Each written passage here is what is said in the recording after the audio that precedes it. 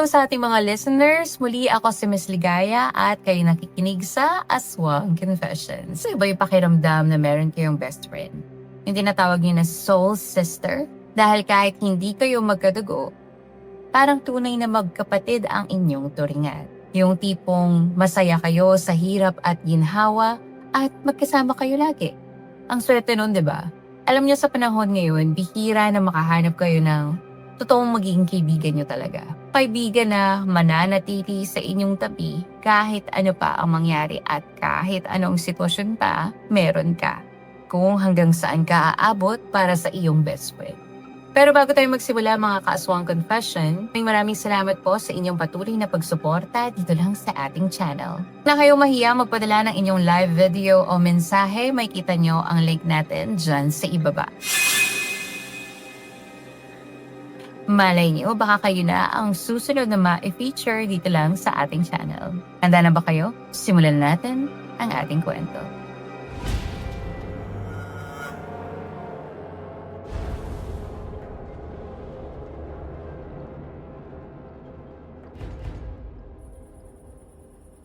Oh, Ana, gabi na. Anong ginagawa mo dito sa harap ng bahay namin? Bakit hindi ka pumasok? Nasa loob naman si tatay, di ba? Teka, bakit ka umiiyak? Ate Maris, wala na si Mama. Ginawa na siya ni Papa Jesus. Ano? Diyos ko. Halika nga. Oh, eto. Uminom ka muna ng tubig. Hindi ko alam kung paano ko mapapagaan ang nararamdaman mo ngayon, Ana. Pero alam mo naman na nahihirapan na si tita, di ba? Malala ng sakit niya. Kahit nga ang doktor, nahihirapan na siyang gamutin. Alam kong mahirap na mawala siya pero isipin mo na lang na hindi na siya masasaktan ngayon. Hindi ako sininiwala siya, Ate Maris. Alam mo naman na mahal ko Mama ko. Paano na ako ngayon? Tana, nandito pa naman kami, di ba? Ang papa mo, ako, pati si kuya. Hindi ka iba sa amin. Pamilya ka na rin namin at hindi ka namin iiwan. Pangako ko sa'yo yan, Ana. Ano man ang mangyari, lagi mo akong kasangga. Hindi man tayo magkadugo pero alam ko sa sarili ko kapatid kita. Talaga, Ate Maris. Hindi mo ako iiwan na. Pahawakan ko mga ako mo yan. Dahil kahit anong mangyari, hindi na kita iiwan.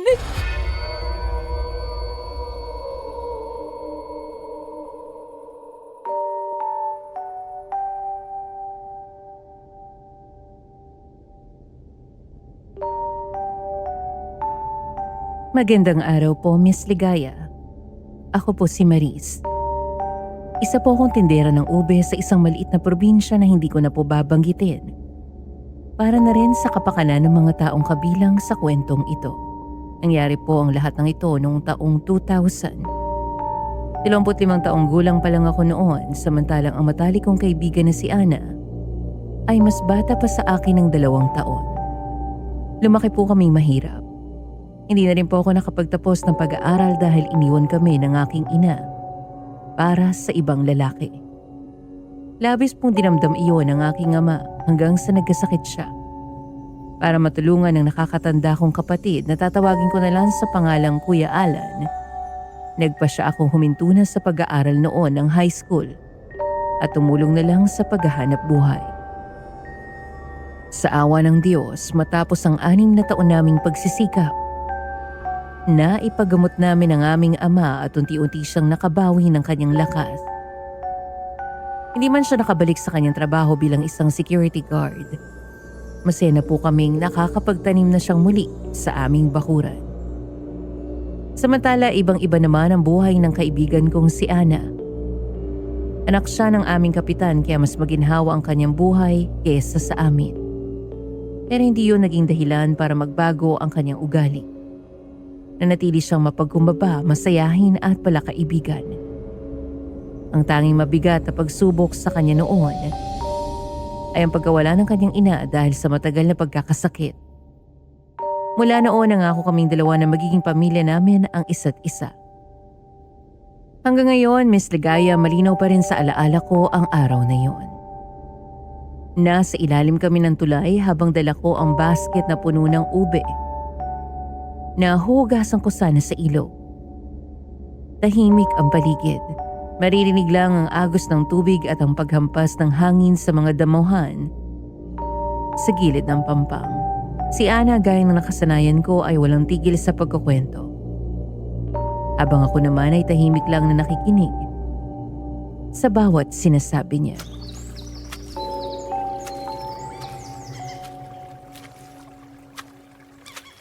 Ang tagal mo, Ate Maris. Kanina pa ako naghihintay dito. Akala ko hindi ka na darating eh. OA ka naman, maaga pa kaya.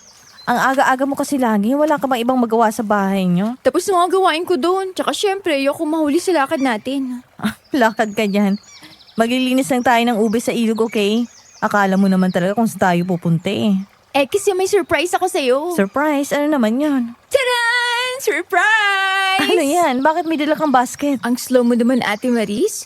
Malamang mapipiknik tayo dito. Itong basket may pagkain to. Kinuha ko sa bahay. Sayang naman kasi, hindi rin nakakain dun eh. Sira ka, mamaya pagalitan ka ng tatay mo niyan eh. Ano ka ba? Akong bahala dun. Ano, tara na? Sige na nga, tara na. Yeah! Sisimulan ko ng paglilinis nitong uboy muna. Sige, maglalatag naman ako nitong picnic natin. Ate Maris, Ano? alam mo minsan naiisip ko, buti na lang magkaibigan tayo. Bakit naman? Kasi kung wala ka, boring ng buhay ko dito. Lagi lang ako sa bahay, tapos utos dito, utos doon si Papa. Kaya ba lagi ka nakabundot sa akin? Oo. Ikaw lang kasi yung nakakasundo ko dito sa baryo eh. Alam mo kung bakit? Bakit? Dahil hindi ka naman nasubok makipagkaibigan sa iba. Kaya wala kang ibang kasundo. Oh? Oo nga no. Pero okay lang, may best friend naman na ako eh. Ate, naisip ko, sino kaya sa ating dalawang una mag-aasawa, no? Baka ikaw, naisip mo na yan eh. Hoy, hindi ah. Magpapayaman muna kaya ako bago ako mag-asawa. Mabuti yan, para may mautangan naman ako ng malapit-lapit. Oo ba? Gusto mo ampunin pa kita eh. Baliw. Paano ka makakapag-asawa niyan? Kung kahit sa pagyaman mo, ibubuntot mo pa rin ako sa'yo. Oo na, oo na. Pero pwede naman yun, di ba? Bukod ka na lang ng kwarto. Ano, nasisiraan ka na ba? Biro lang to naman. Masyado kang seryoso. Gusto mo rin yata, no? Alam mo, konti na lang iisipin ko tomboy ka. Lo, hindi no. Segundo kong to, tomboy. No way. Sadya nangako ka lang na hindi mo ako iiwan. Kaya hindi rin kita iiwan. Ewan ko sa'yo, Ana. Ang mabuti pa, tulungan mo na ako dito. Hindi pwede yung kwento lang lagi ang ambag mo tuwing pupunta tayo dito sa ilog para maglinis ng ube. Nangunguna ka pa naman kumain ng bilo-bilo palagi tapos puro kwento ka lang naman dyan. Heto na nga, tutulong no. Ate Maris, ako lang ba o sadyang lumakas ang agos ng tubig? Guni-guni mo lang yan. Sige na, bilisan mo na. Tulungan mo na ako para makapag-picnic na tayo. Okay, tapusin na lang agad natin to. Ate, sandali! Parang ang bilis talaga ng agos ng tubig eh. Ano bang Oh, Diyos ko! Ana, takbo! Ana!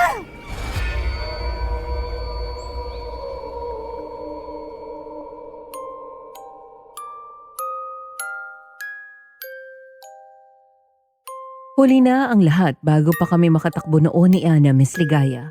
Sa isang iglap, isang malakas na agos ng tubig ang biglang rumagasa mula sa itaas ng ilog. Parang malaking alon na hindi namin inaasahan. Sinubukan pa naming tumakbo pero agad kaming inabot ng malakas na daloy ng tubig at tuluyan kaming natangay. Sa lakas ng agos, unti-unting naghiwalay ang mga kamay namin. Paulit-ulit ko siyang sinubukang abutin pero mahirap kalabanin ng tubig sa puntong yun. Tinangay kami palayo sa isa't isa at lumabo ang lahat ng tanawin. Ang mga sigaw namin ay unti-unting nalunod sa ingay ng rumaragasang tubig. Sa ilalim ng tubig, pilit ko pa rin hinahanap ang kamay ni Ana. Pero bawat galaw ko ay lalo kong hinihila pababa ng agos.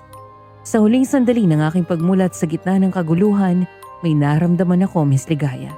Isang mainit na kamay na biglang humawak sa aking bewang na para bang sumasalungat sa lamig at lakas ng tubig. Hindi ko na nakita kung sino yon dahil unti-unti na ako nilamon ng dilim at nawala ng malay. Nang magising po ako, ibang-iba na po ang paligid na aking nadatnan. Hindi na pamilyar sa akin ang lugar na iyon. Ang sumalubong po sa akin ay nakakabinging katahimikan ng kakahuyan. Wala na ang ingay ng ilog. Wala na rin si Ana sa aking tabi. Ang tanging naroon ay ang mga punong nagkukumpulan at mga dahong marahan ng galaw sa hangin na para bang ako na lang ang buhay na tao sa lugar na iyon. Sinubukan ko pong bumangon pero mabigat ang aking pakiramdam at masakit ang aking katawan. Habang pinagmamasdan ko ang paligid, mas lalo akong kinabahan dahil wala akong maalala kung paano ako napunta roon. Ang huling natatandaan ko lang ay ang malakas na agos ng tubig at ang sigaw namin ni Ana hanggang sa tuluyan na akong lamunin ng dilim.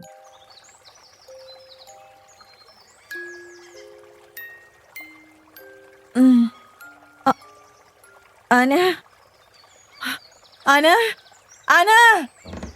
Nasaan ka? Huwag mong sayangin ang lakas mo. Sino ka? Kumalma ka muna. Lumayo ka rin sa gilid ng ilog. Masyadong malakas pa ang tubig. Ayoko mabasa muli ang damit ko para iligtas ka ulit. Ikaw yung... Nagligtas sa'yo? Oo, ako nga. Nasaan si Ana? Ana? Oo, kasama ko siya kanina. Nailigtas mo rin ba siya? Pasensya na pero masyadong malakas ang tubig eh. Ikaw lang nagawa kong maiahon. Ano? Hindi. Paano si Ana? Paano ang kaibigan ko? Pasensya na pero hindi ko alam kung nasan siya. Pero bago tayo matangay ng tubig, nakita ko siyang kumakapit sa ugat sa tabi ng ilog. Ibig sabihin buhay siya. Posible. Kailangan ko siyang hanapin. Baka kung saang parte ng kakahuyan napadpad ang kaibigan ko. Hindi ka makakatulong kung mahina ka. Marami kang tinamong sugat dahil sa nangyari. Kumain ka muna. Ayoko, hanapin ko si Ana. Hindi mo rin naman masusunod kaagad ang daan pabalik. Bakit naman? May malaking punong humarang sa daan pabalik. Ang pinakamalinis na daan lang ay kung kaya mong languyin ang ilog pabalik sa ilalim ng tulay. Ano? Eto, kumain ka muna. Sasamahan na lang kita pabalik. Salamat. Saan mo pala nakuha mga prutas na to? Naglibot-libot ako sa kakawyan. Maraming puno ng makopa dito. Kumakain ka naman yun, di ba? Oo naman. Mabuti. Halika, maupo ka muna. Salamat. Ako nga pala si Maris. Anong pangalan mo? Jaco. Jaco? Kakaibang pangalan yun ah. Parang ngayon ko lang narinig. Nga pala Jaco, anong ginagawa mo sa kakahuyan kanina? Paano mo kami nakita? Isa akong mangangaso. Nagtatrabaho ako kanina nang marinig ko ang malakas na pagsabog ng dam sa itaas ng ilog. Ganun ba? Nakakapagtaka naman at hindi kita kilala. Alam mo kasi, marami akong kakilala sa baryo. Halos lahat yata. Dayuhan ka ba rito? Ganun na nga. Kaya pala, ilang taon ka na dito? Bago lang. Wala ka bang pamilya? Wala na. Sorry. Ayos lang. Akala ko lahat ang parte ng baryo napuntahan ko na pero hindi ako pamilyar sa lugar na to ng kakahuyan. Medyo may kalayuan to sa baryo nyo. Kabila na to ng tulay kaya kapag gumawa ka ng daan papunta sa kanang parting to, sigurado akong sa kabilang baryo ka makakarating. Ano bang mas madaling daan? Hindi ko alam eh. Pero mas sigurado makakauwi ka. Sugsugin na lang natin ang ilog. Kung sa bagay, panigurado nag-aalala na sa akin si tatay. Jaco, sigurado ka naman na makakabalik pa tayo, di ba? Oo. Pero mas makakabuti kung bukas na natin subukan. Madilim na rin at hindi natin alam kung ano ang meron sa kakawiyang to. Sana ayos lang si Ana. Huwag mo muna siyang isipin. Ikaw ang naiwan sa kakawiyang to. Ikaw ang mas delikado ang buhay. Paano mo naman nasabi? Paano kung naliligaw na siya ngayon o kung saan na siya natangay ng tubig? Imposible. Malinaw ang tubig ng ilog. Nakita ko sana kung nalampasan niya tayo rito. Huwag ka na mag-alala. Hahanapin natin siya. Makikita mo ang kaibigan mo.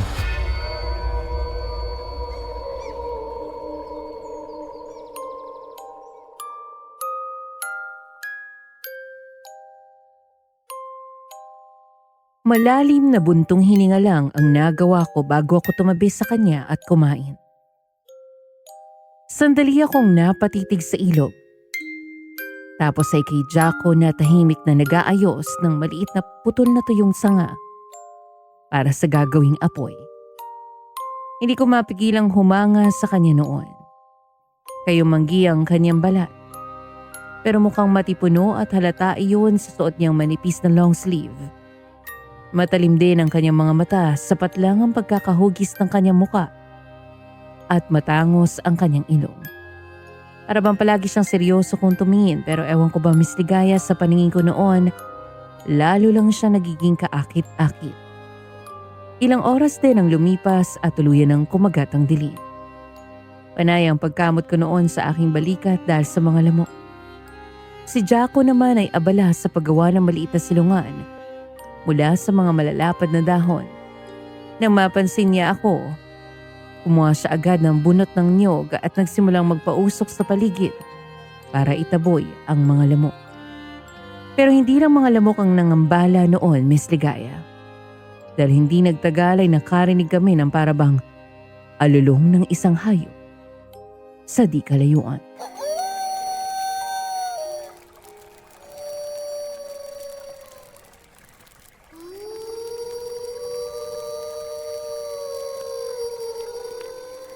Jaco, saan ka pupunta? Sandali lang, hindi ako lalayo. Diyan ka lang muna.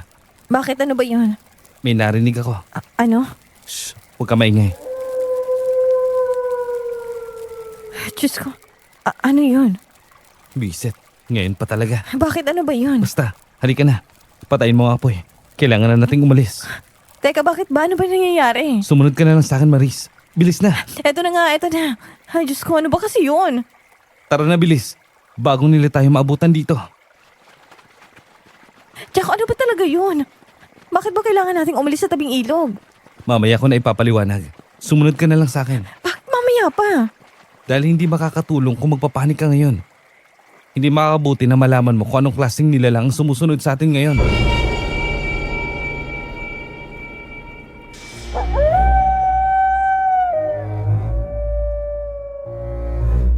Noong mga sandaling iyon, Miss Ligaya, parang biglang bumukas ang dilim ng kagubatan. Hindi na isang alulong lang ang narinig namin, kundi para bang marami. Paikot-ikot, papalapit, at sabay-sabay na gumagalaw sa pagitan ng mga puno. Nakita ko rin noon ang mga aninong mabilis na dumaan sa pagitan nito.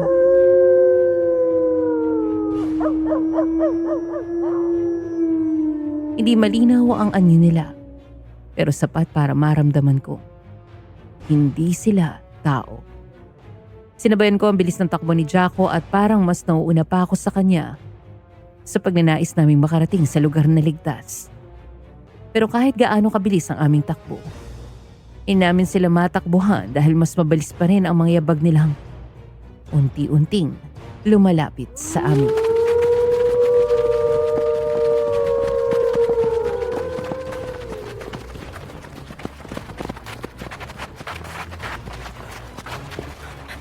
Jaco, bilis!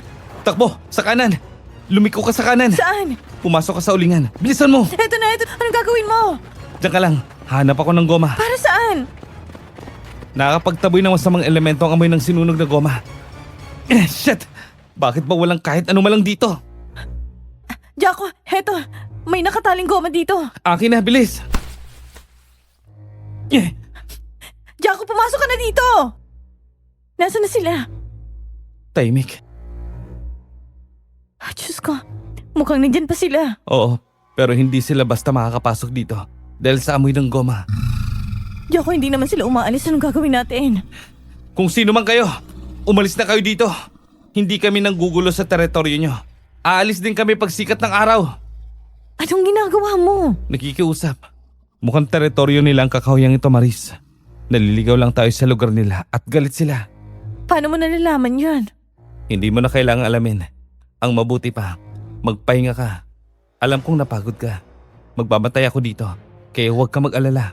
Pero sigurado ka bang hindi nila tayo malalapitan? Hanggang umaalingasaw ang amoy nitong goma na to, dito sa kakahuyan, hindi sila makakalapit. Jaco, natatandaan mo naman ang daan pabalik sa ilog, di ba? Bukas na natin yung problemahin. Ibig sabihin, naligaw na tayo ngayon sa kakahuyan ng mga aswang. Alam mo ang tungkol sa kanila? Oo. Narinig ko ng mga kwento tungkol sa kanila. Hindi ko lang akalain na mararanasan ko silang harapin sa totoong buhay. Natatakot ka ba? Sino bang hindi matatakot makaharap ang aswang? Ano nakakatawa? Pasensya na. Natatawa lang ako sa reaksyon mo. Sana lang talaga ligtas si Ana.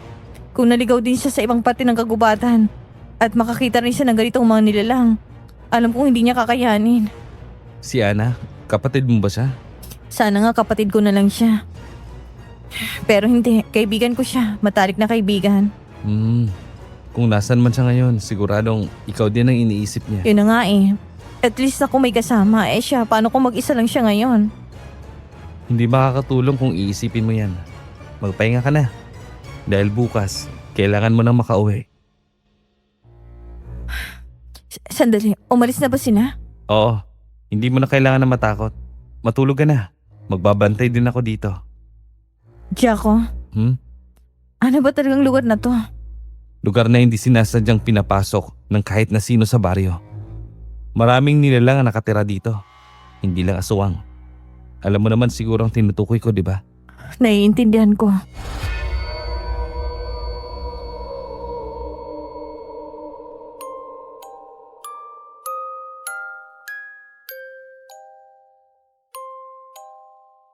Kinabukasan, Miss Ligaya, nagising ako na madungis at puno ng alikabok. Dahil sa pagkakahiga ko sa loob ng ulingan.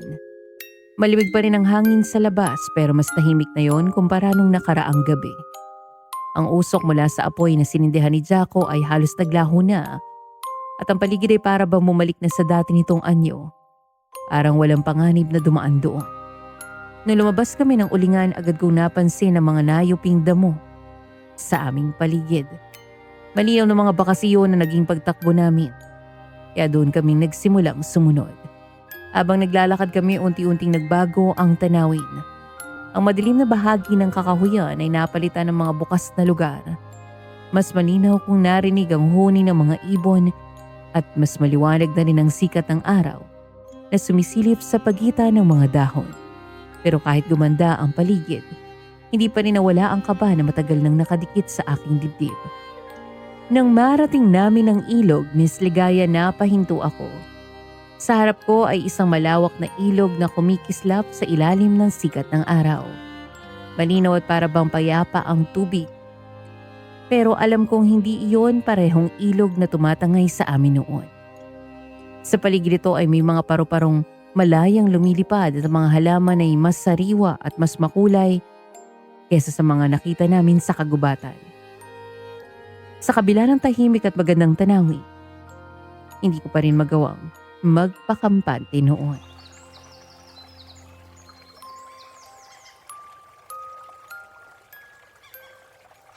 Ang ganda pala rito. Malayong malayo, di ba? Sa nakakatakot na katotohanan tuwing gabi. Hindi ba nagpapakita mga aswang kapag umaga? Kapag wala pa silang taong nakukuha bilang sisidlan, hindi sila nakakalabas sa sikat ng araw. Ibig mong sabihin, kaya nilang kumuha ng tao at gawing katawan nila? Paano? Yun bang balik sana nila sa atin kagabi? Hindi. Ang kaya lang nilang makuha ay mga taong wala ng buhay. Kapag nakuha na nilang katawang yun, saka lang sila nagkakaroon ng pagkakataong makakain. Ibig mong sabihin, mambiktima? Ganun na nga. Anong kinakain nila kung wala silang katawang nakukuha? Sa tanong mong yan, parang nag-aalala ka pa sa kanila. Hindi naman, nagtataka lang ako. Ang alam ko kasi ang mga aswang puro nang bibiktima at kumakain ng tao. Hindi ko naman alam na kailangan palang makakuha ng katawan para makapambiktima. Iba na ang mundo ngayon, Maris. Yung mga kwentong nalalaman mo, nung unang panahon pa yon. Ngayon, marami ng pagbabago. Hindi na basta mga gutom ang mga aswang. Matatalino na rin sila. Nakikisalamu sa tao at pumipili ng perpektong bibiktimahin para lamnan ng tiyan. Pero kagabi, kung naabutan nila tayo, anong gagawin nila sa atin? Malamang ibibihagi nila tayo hanggang sa mamatay tayo. Sa kanila kukunin ang mga katawan natin. Diyos ko, mabuti na lang pala't naisipan mo yung goma. Kapag isa ka maangaso, kailangan alam mo ng maraming bagay. Kung hindi, hindi ka tatagal kahit isang araw sa maliit na kakahuyang to. Jaco, mas mabuti siguro kung simulan na nating sundan ang ilog pabalik sa tulay. Sigurado nag-aalala ng pamilya ko sa akin. Alam ko, tara na. Salamat. Siya nga pala, maghanda ka. Maraming punong natumba. May mga bara sa daan dahil sa malakas na pagragasa ng tubig. Hindi madali ang paglalakad na gagawin natin. Ayos lang, kaya ko naman. Tara na, sumunod ka lang sa akin. Nga pala, hindi pa ako nakapagpapasalamat sa tulong mo sa akin. Kung wala ka nung nidala ako ng tubig, malamang nalunod na ako. Walang anuman.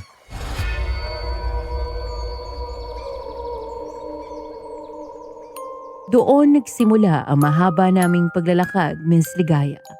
Sinundan namin ang agos ng ilog kahit na maraming bahagi nito ang lubak, makidid at natatakpan ng mga natumbang puno. May mga pagkakataong kailangan naming umakyat sa matatarik na bahagi, bumaba sa madudulas na pampang o lumusot sa makakapal na damuhan para lang makausad. Sa bawat hakbang na ginawa namin lalo kong naramdaman ang pagod sa aking buong katawan. Pero mas matindi noon ang kagustuhan kong makauwi. Paulit-ulit na pumapasok sa isip ko si Ana at iyon ang nagbibigay sa akin ng lakas para magpatuloy. Ilang oras pa ang lumipas at mula sa malayo Miss Ligaya unti-unti ko nang nakita ang ilalim ng tulay. Isang pamilyar na tanawin yun na agad nagbigay sa akin ng pag-asa. Dahil sa pananabik napabilis ang paglakad ko hanggang sa naunahon ko na nga si Jaco. Habang papalapit kami mas luminaw sa paningin ko ang mga taong nagkakatipon sa ilalim ng tulay. At sa gitna nila, unti-unti kong namukhaan ang isang pamilyar na figura.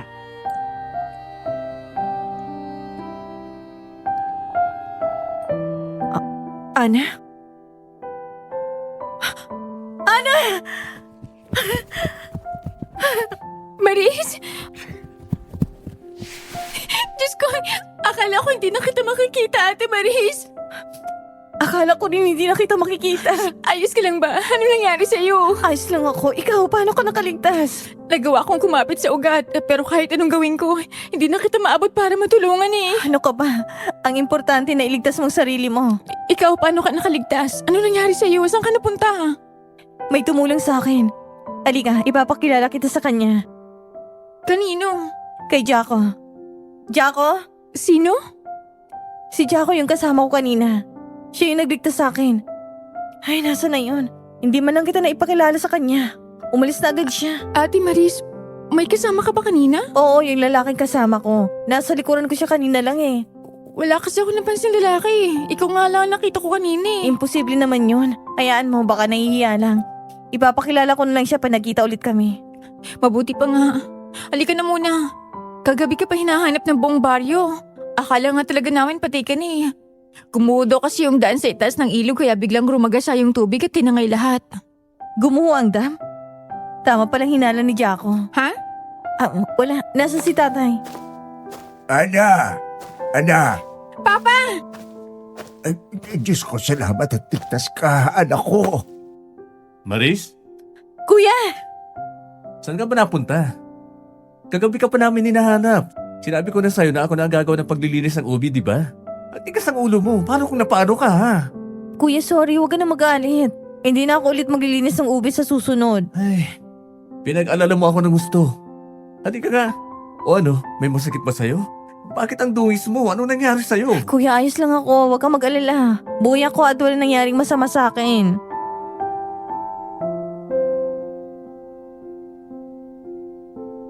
Matapos ang yakapan, halakhakan at pasasalamat ng aking ama sa lahat ng kabaryo naming tumulong sa paghahanap, sabay-sabay na rin kaming umuwi. Kahit may bahagyang dismaya dahil hindi ko man lang naipakilala ang lalaking naging dahilan kung bakit buhay pa ako, pinili ko na lang na isang tabi yun muna. Pagdating namin sa bahay Miss Ligaya, sinalubong ako ng katahimikan. Sa isang iglap, ramdam ko kaagad ang bigat ng pagod na gumagapang sa buong katawan ko, kaya naupo ako sa kawayang upuan. Kaagad namang tumabi sa akin si Ana.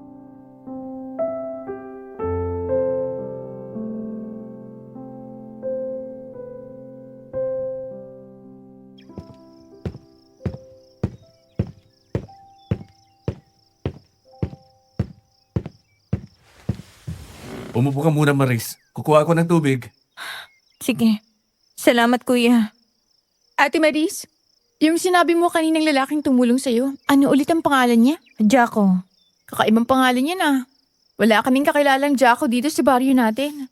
Bago lang daw siya dito. Tsaka mga ngaso siya kaya laging nasa gubat. At hindi nakikisalamuha sa mga taga-baryo. Sigurado ka ba? Kasi ikaw lang talaga yung nakita ko sa ilalim ng tulay eh. Ha? Ay, hindi, Ana. Kasama ko siya buong paglalakad. Maris, wala kang kasama nung dumating ka. Ano? Imposible yun. Baka naman namamalikmata ka lang, hindi mo napansin. Ewan ko pero ang tanda ko talaga ikaw lang eh. Wala akong ibang nakitang kasama mo. Pero siya yung nagligtas sa akin. Hindi ako mabubuhay kung hindi niya ako sinagip. Alam mo bang nawalan ako ng mali sa ilalim ng tubig? Baka epekto lang yan ang nangyari sa'yo. Nalunod ka, Maris. Natural lang na magulo pa ang alaala mo. Hindi, malinaw sa akin ang lahat. Ate Maris, baka trauma lang yan. Baka iniisip mo lang na may kasama ka pero wala naman talaga. Hindi ko iniisip lang to. Seryoso ako. Kasama ko talaga si Jaco doon. Kung totoo yan, nasaan siya ngayon? Ewan ko, bigla na lang siyang nawala. Baka hindi talaga siya komportable makisalamuha sa tao. Kaya umalis siya nang hindi nagpapaalam. Kita mo, kahit ikaw hindi mo maipaliwanag? Totoo siya, okay? Okay, sige, naniniwala na ako. Ang mahalaga, ligtas ka, Maris. Sayang, hindi niyo siya nakilala. Siya pa naman ang dahilan kung bakit nakauwi ako. Kung totoo man siya, sigurado akong magkikita ulit kayo. Maliit lang ang baryo natin, kahit dayuhan siya, makikilala mo rin siya. Kung sa bagay. Oh, eto ang tubig. Magpahinga ka na lang. Pagod ka pa. Huwag mo na masyadong isipin yan. Salamat, kuya.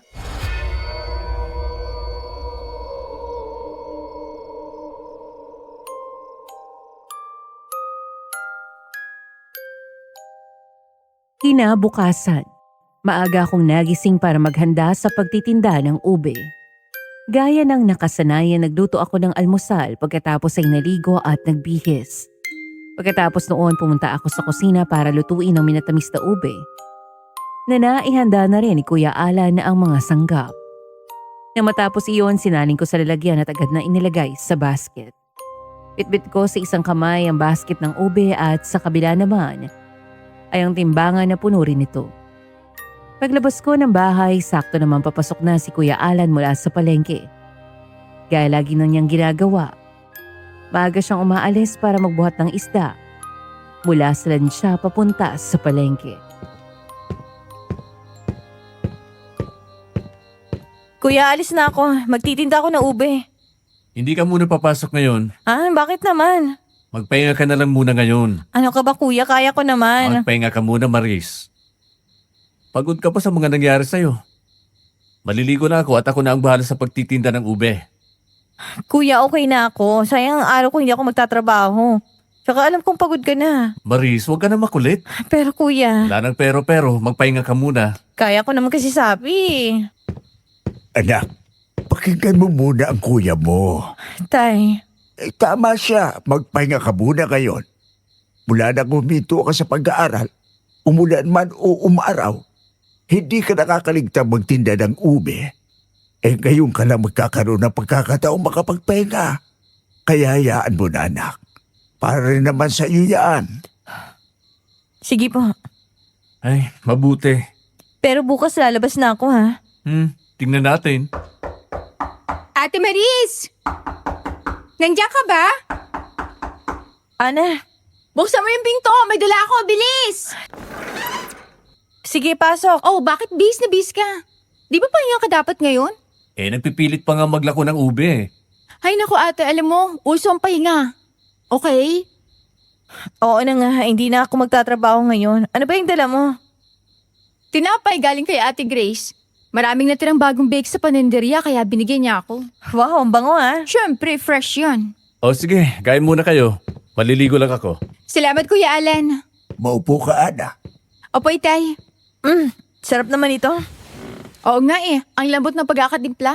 The best talaga si Ate Grace magluto ng tinapay. Maiwan ko muna kayo, ha? Ako'y magtatanim muna sa kaingin. Sige po, tay, ingat po. Tinapay po muna kayo. Hindi na iya. Busog pa rin naman ako. Sige na, maiwan ko na kayo dyan, ha? Nga pala Ate Maris, Oh, yung Jaco mo, anong Jaco ko? Baliw ka ba? ibig kong sabihin si Jaco. Pinagtanong-tanong ko siya sa mga kakilala ko. Wala talaga nakakilala sa kanya Nakakapagtaka naman yun. Paano kung tama ako ate? Lalo naman. Na ikaw lang talaga nakakakita sa kanya. Nagawa-gawa lang siya ng imahinasyon mo. Na totoong sinasabi ko. Hindi ko katang-isip lang si Jaco. Alam mo ba nung gabing yun, muntikan pa kami maging bihag ng mga aswang? Diyos ko, kung alam mo lang pinagdaanan naming dalawa. Kung hindi dahil sa kanya, hindi na ako makakabalik. Aswang? May sakit ka ba? Pahawak nga sa noo mo. Wala akong sakit, okay? Aray naman. Bakit ba hindi ka naniniwala sa sinasabi ko? Alam mo ate, mahal kita ha. Pero kasi, wala nang aswang ngayon. Hindi na uso yun. Maniwala ka sa akin, meron pa rin. Sabi ni Jaco, iba na raw ang mga aswang ngayon. Mas matatalino na sila at kaya na nilang makisalamuha sa mga tao. Ewan ko lang ha. Pero lalo nagiging imposible sa pandinig kong Jaco na yan Ada! Ay, si Ate Grace. Ate Grace, bakit po? Natulungan mo muna ako sandali sa panaderya. Sobrang daming customer. Po, ngayon po? Oo, kailangan ko nang magbabantay ng bata. Si baby kasi hindi ko maasikaso. Umiiyak na kanina pa. Sige po. Sasama ako. Hindi na ate, wag na. Bakit? Day off mo ngayon, nagpahinga ka. Sasama lang ako? Hindi na, dito ka lang. Oo nga, Maris. Magpahinga ka na lang muna. Babalik din ako agad. Sige, ingat ka. Huwag ka nang sumimangot. Sasama na kasi ako. Ay, di nga pwede. Magpahinga ka muna. Bye! Bye.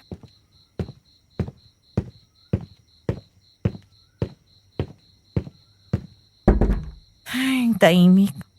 Hindi na ako sanay nang walang ginagawa. Oh, ano yun? Ay, sandali.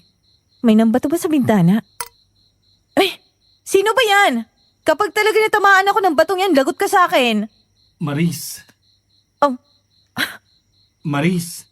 Jaco? Ikaw pala, anong ginagawa mo rito? Shh, huwag ka maingay. Bakit ka nandyan sa labas? Pumasok ka. Hindi pwede. Bakit naman? May kasama ka ba sa loob? Si kuya nasa banyo at naliligo. Lumabas ka na lang, bilis. Ha? Sige. Teka lang.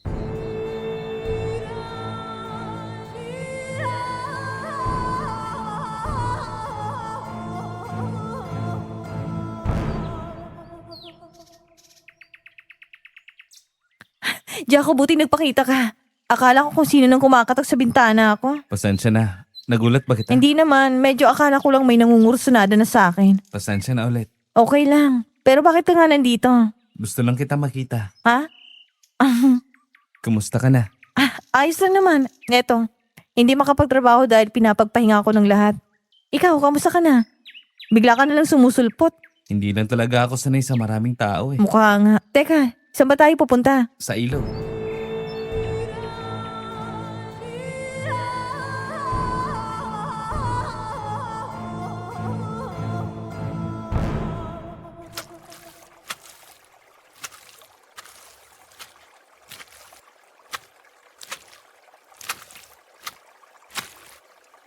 Alam mo ba, akala ko talaga hindi na kita makikita. Bakit naman? Kasi sabi nila hindi ka raw totoo. Ha? Ang sabi ni Ana, gawa-gawa lang daw kita. Gawa-gawa mo lang ba ako? Ano sa tingin mo sa akin, baliw? Binibiro lang kita. Ay, alam mo, ang dami kong kwento sa'yo. Tungkol saan? Alam mo ba si Ana? Yung kaibigan mo? Oo, siya nga. Alam mo kasi, kapag nakita ka niya, paniguradong mababaliw yun, mahilig yun sa pogi eh. Pogi? Ibig mong sabihin, gwapo ako, ganun ba? Oo naman. Bakit hindi ka naniniwala? Hindi naman. Ngayon lang kasi ako nasabihan ng ganyan. Naku, kapag nakita ka ni Ana, masasanay ka dahil paniguradong kikislap ang mga mata nun sa'yo. Ay, nakita ko na naman ang ilog na to. Alam mo, kahit yata gaano to kaganda, hindi na mawawala ang kabak ko. Na baka bigla na lang rumagasa na naman ulit ang tubig at tangayin ako. Huwag ka mag-alala. Wala nang dam naguguho muli. Hindi na mangyayari yun. Yun na nga eh. Sa dami ng pagkakataong pwedeng gumuho ang dam na yun, talagang nataon pa na nandun kami. Alam mo, kung hindi ako nakaligtas, ewan ko na lang, baka pinaglalamayan na ako ngayon. Hindi pa to ang araw mo. Kahit hindi man ako dumating nung araw na yon, paniguradong magkakaroon pa rin ng paraan para maligtas ka. Lakas ng paniniwala mo ah. Ayos yan, mas maganda yan. Hindi ka magiging katulad ko. Bakit naman? Anong ibig mong sabihin? Ang ibig kong sabihin, maganda na hindi mo tinitingnan ng masamang takbo ng buhay. Dati kasi, mula nang iwan kami ni nanay, ayoko na talaga sa mundo. Anong nagpabago ng pananaw mo? Si Ana. Mukhang mahal na mahal mo ang kaibigan mo ah. Oo naman. Siyang dahilan kung bakit nagawa kong sumigla muli. Kaya nang mamatay ang mama niya, ipinangako ko talaga sa sarili ko na ako nang tatayo bilang nakatatandang kapatid niya. Na hindi ko siya pababayaan, ano man ang mangyari. Maswerte siya sa'yo. Ikaw, may pamilya ka ba o kahit ka mag-anak man lang na nakakasama mo rito? Tiyuhin ko. Pero malayong ka mag-anak na. Ngayon lang din kami halos nagkakilala. Talaga? Sino? Pasensya na Marisa. Kailangan ko na palang umalis. Bigla akong naalala na may pupuntahan nga pala ako. Ha? Teka, kararating lang natin dito ah. Alam ko, pero pasensya na talaga. Babawi na lang ako sa susunod. Jaco, sandali. Bakit? Kailan ulit tayo magkikita? Hindi ko masasabi Maris. Pero basta kung kailangan mo ako, darating ako. Pangako? Pangako.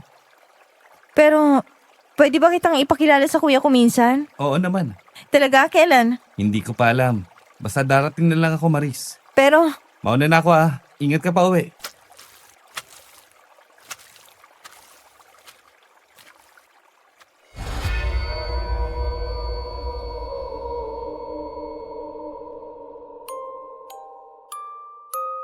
Naiwan akong nakatayo sa tabi ng ilog, Miss Ligaya. Habang unti-unting bumabalik ang katahimikan sa paligid, pinagmasdan ko pa ang direksyong tinahak ni Jaco. Umaasang lilingon siya o babalik man lang para magpaalam ng maayos. Pero ilang sandali lang ang lumipas sa tuluyan na siyang naglaho sa pagitan ng mga puno. Wala na akong nagawa kundi ang magbuntong hininga at simulang tahakin ang daan pa uwi. Maya-maya pa, Miss Ligaya, natanaw ko na ang aming munting bahay. Pero bago pa man ako tuluyang makalapit, nakita ko lumabas si Kuya Alan na bitbit ang mga panindang ube at bagong luto na minatamis na ube para sa araw na yon. Isa-isa niya iyong isinakay sa tricycle at bago pa niya mapaandar ang sasakyan, napansin niya ako agad at agad siyang napalingon sa aking direksyon.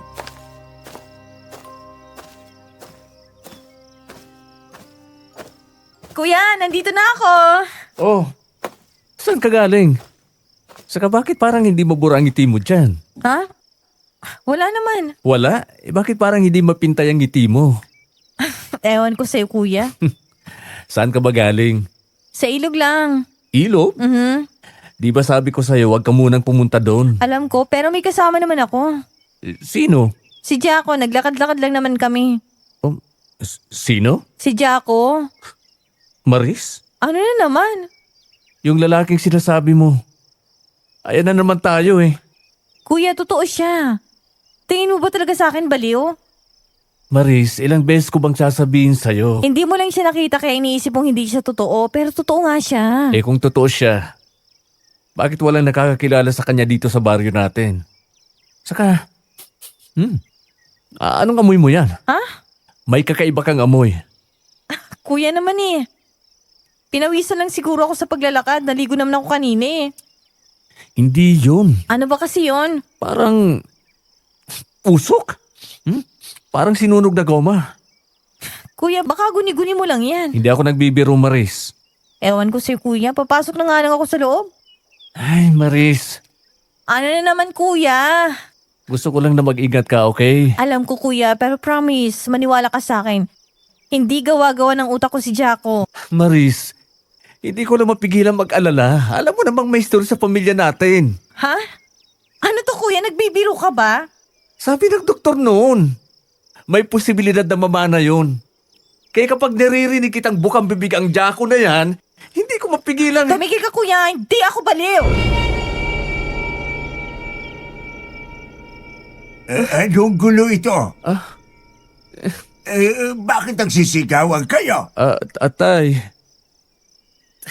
Maris, bakit na umiiyak? tay, nag-uusap lang ho kami. Ano bang nangyayari? Maris, anak, Wala po.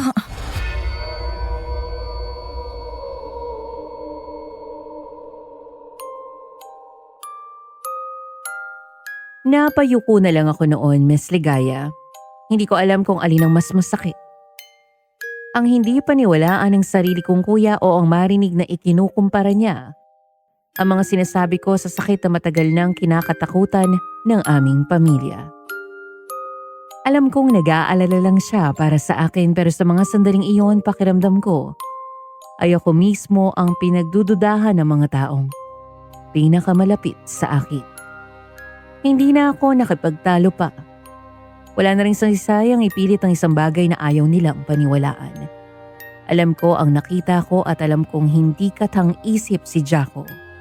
Masyadong malinaw sa alaala ko ang lahat ng nangyari para sabihin nilang bunga lang yun ng pagod, takot o pagkalito. Tahimik na napatingin si tatay sa amin ni Kuya Alan. Halatang hindi niya alam kung paano aayusin ang sitwasyon. Si Kuya Alan naman ay napabuntong hininga at umiwas ng tingin. Na para bang pinagsisitihan rin niya ang ilan sa mga nasabi niya. Ilang sandali kaming binalot ng katahimikan. Ang mahinang pag-ihip lang ng hangin mula sa bukas na bintana at ang tinaok ng mga manok. Sa labas ang maririnig sa loob ng bahay.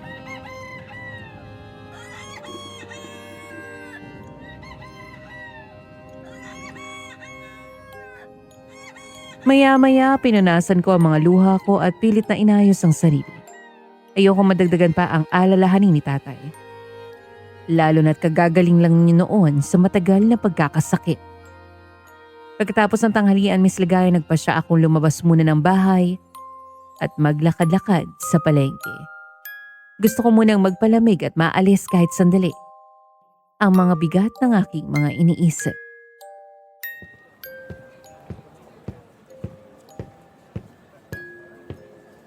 Talong! Bili na kayo ng talong! Ay, kalabasi dito, kalabasi. Murok dito ang bawang. Sitaw! Magkano ba ito? Talong! Bili na kayo ng talong! Ay, ang init dito. Saan na ba ako dadaan?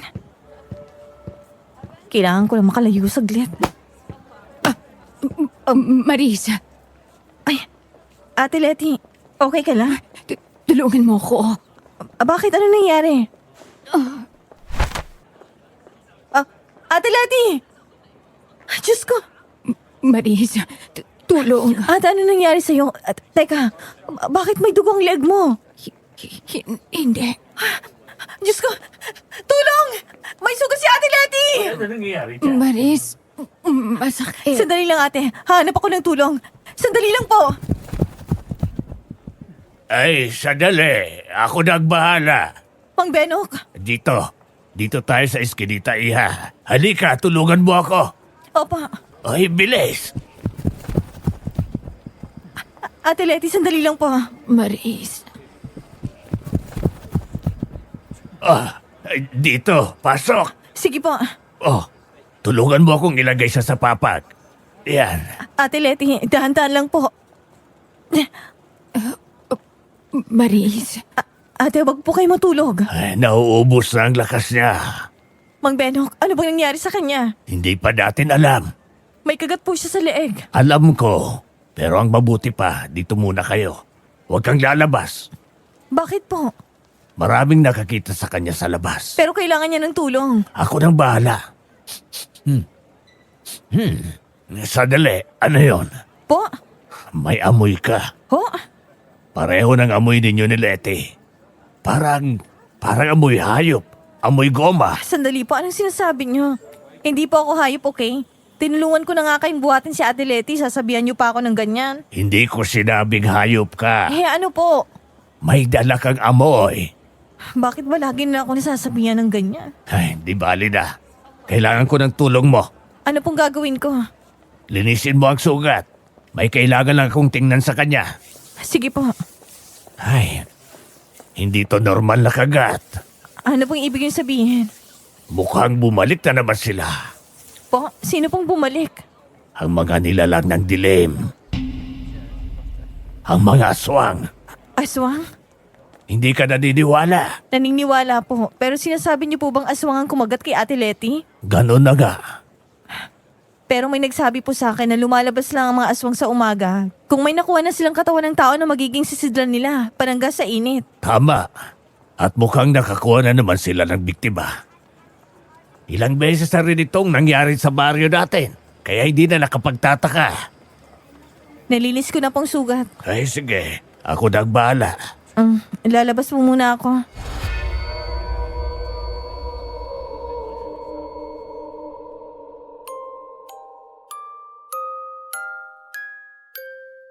Pagkalabas ko ng kubo, Miss Ligaya, ramdam ko pa rin ang bigat na nangyari kay Ate Letty.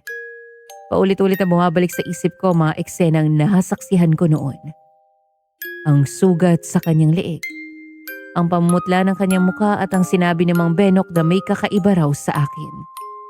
Kahit anong pilit kong ilihis ang isip ko, hindi ko magawang kalimutan ang mga iyon. Pero hindi pa man ako nakakalayo. May nakita akong pamilyar na figura sa gitna ng mga tao. Si Jaco. Parang biglang nawala ang lahat ng ingay sa paligid. Sa dami ng taong naroon, siya lang ang malinaw sa aking mga paningin. Hindi ako maaaring magkamali.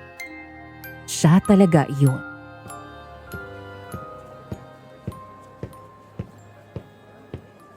Jaco? Jaco! Jaco, sandali! Hoy, sandali lang! Ate Maris? Ana? Nandito ka lang pala. Saan ka ba galing? Hinahanap ka na ni Kuya Alan. Ana, sandali. Nandito si Jaco. Sino? Si Jaco doon. Nakita ko siya kanina sa gitna ng mga tao. Jaco? Oo, nandun. Saan? Parang wala naman eh. Nakita ko lang siya kanina eh. Susundan ko nga sana. Kaso bigla na lang ako napabaling sa'yo. Ate Maris, wala akong nakikita. Hindi. Jaco? Ate, tama na. Hindi, sigurado ako nakita ko siya. Nandito talaga siya. Wala nga ate, wala.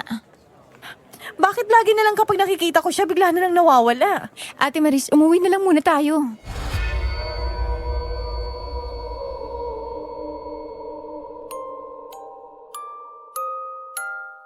Pagkalipas ng ilang araw, Miss Ligaya, sa wakas ay nakabalik na rin ako sa pagtitinda.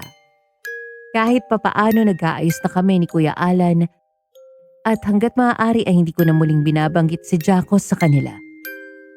Alam kong wala rin namang mangyari kung ipagpipilitan ko pa ang mga bagay na ayaw nilang paniwalaan. Hindi ko na rin nakita si Jaco mula noon. Kaya sa halip na maghintay o mag-isip tungkol sa kanya, inabala ko na lang ang aking sarili sa pagtitinda at pagtatanim ng ube sa aming kaingin. Yun na rin siguro naging paraan ko noon para unti-unting makabalik sa dati kong buhay.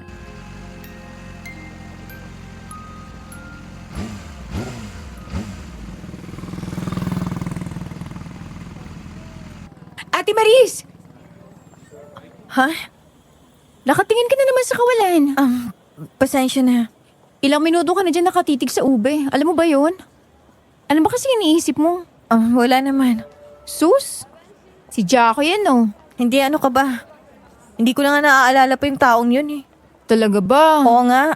Alam mo ate, okay lang naman eh. Kung ako rin naman ang makakilala ng gwapo at kamatch na lalaki, naku, hindi rin siya mawawala sa isip ko. Hindi naman tungkol doon ang iniisip ko eh. Eh ano nga ba kasi? Di ba naikwento ko na sa iyo yung nangyari kay Ate Letty? Oh, tapos? Sabi kasi ni Mang Benok noon, may kakaibang amoy daw akong dala. At yung sinabi niya, kapalaw ng sinabi ni Kuya Anan sa akin. Nagtataka lang ako kung bakit sabi ni Mang Benok kung sino man daw ang nakasama ko noon na nakuhanan ko ng amoy na parang sunog na goma, yun din daw ang huling nakasalumuhan ni Ate Letty. At malamang, siya rin na may kinalaman sa nangyari sa kanya. Oh, sino ba nakasama mo noon bago mo nakita si Ate Letty? Si Jaco. Hala, ibig mong sabihin? Si Jaco ang nanakit kay Ate Letty? Hindi ko alam pero parang hindi naman siya masama eh. Tsaka siya nga nagturo sa akin tungkol sa mga aswang. Paano siya mismo ang aswang? Ako natatakot para sa iyo eh. Kapag nakita mo si Jaco, huwag mo na siyang lapitan ulit. Hindi ka nga naniniwalang totoo siya, di ba? Naniniwala na ako. Talaga? Bakit naman? Kasi kung si Jaco lang naamoy ni Mang Benok kay Ate Letty, ibig sabihin totoo nga siya. Baka sadyang mailap lang siya o kaya naman, totoong aswang siya. Sorry Ate Marisa, naniniwala na ako kay Jaco. Pero iniisip ko naman na masama siya. Magaling na albularyo kasi si Mang Benok eh. Expert siya sa mga ganyang bagay kaya layuan mo na lang muna si Jaco ha. Okay ba yun? Oo na. Hindi ko na siya kakausapin pa kapag nakita ko siya. Salamat naman kung ganon. Mas mabuti na kasi yung nag-iingat ka. Maris! Kuya, ang aga mo naman yata pumunta rito. Ay, wala akong trabaho ngayon sa palengke. Ako na lang muna ang magbabantay dito. Umuwi ka na lang muna. Ha? Bakit naman? Bakit hindi na lang ikaw ang umuwi? Ano ka ba Ate Maris? Ayos lang yan. Bisitahin na lang natin si Ate Letty. Ano, game? Okay, sige. Oh, Kuya Alan, ikaw na munang bahala rito ha. O sige, mag-iingat kayo. At huwag kayong magpapagabi ng uwi ha. Ako nang bahala, Kuya.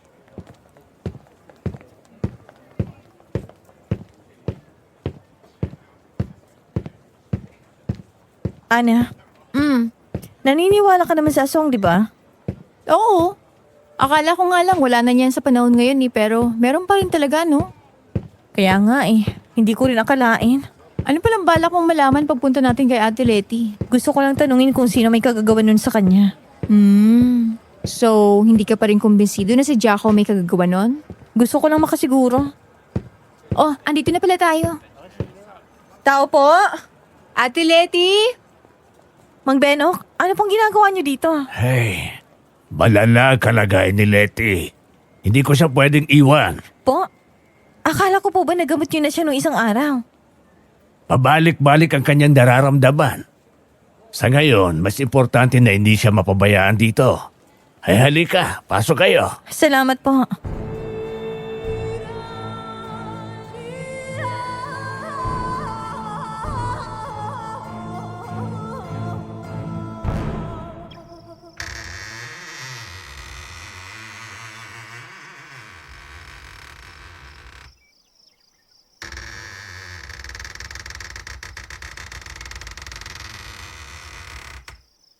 Ate Letty, Maris,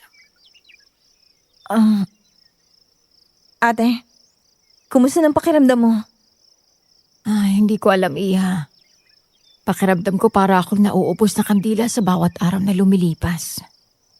Ano po bang nararamdaman niyo, ate? Masakit. Masakit ang buong katawan ko. May naaalala po ba kayo kung sino may kagagawan yan?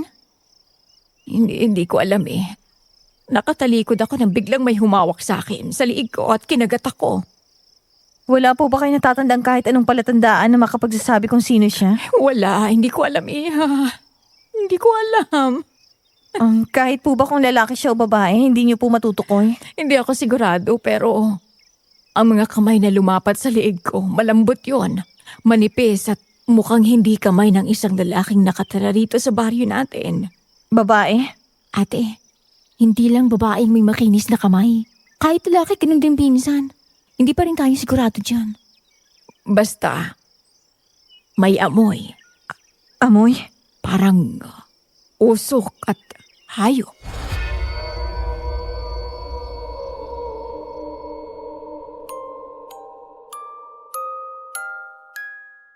Sa mga sandaling iyon, Miss Ligaya, parang may malamig na dumaloy sa buong katawan ko. Hindi ko maintindihan kung bakit unti-unting bumabalik kay Jaco ang lahat ng mga sinasabi nila. Habang mas lalo ko iyong pinag-iisipan, mas lalo ako nababalot ng kaba at paggalito. Mukhang napansin ni Ana ang bigla kong pananahimik kaya siya na mismo ang nagpaalam sa kanila. Pagkatapos ay marahan niya akong hinila palabas. Na para bang alam niyang may mabigat na naman ang gumugulo sa aking isipan.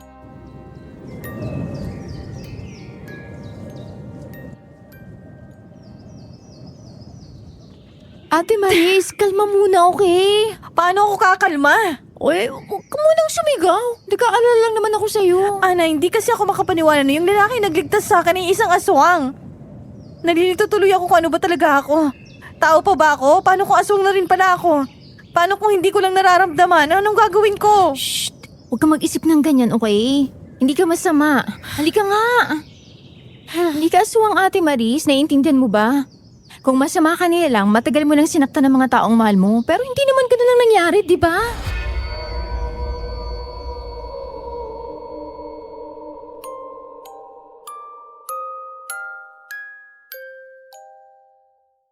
Agad niya akong niyakap noon, Miss Ligaya. Mahigpit.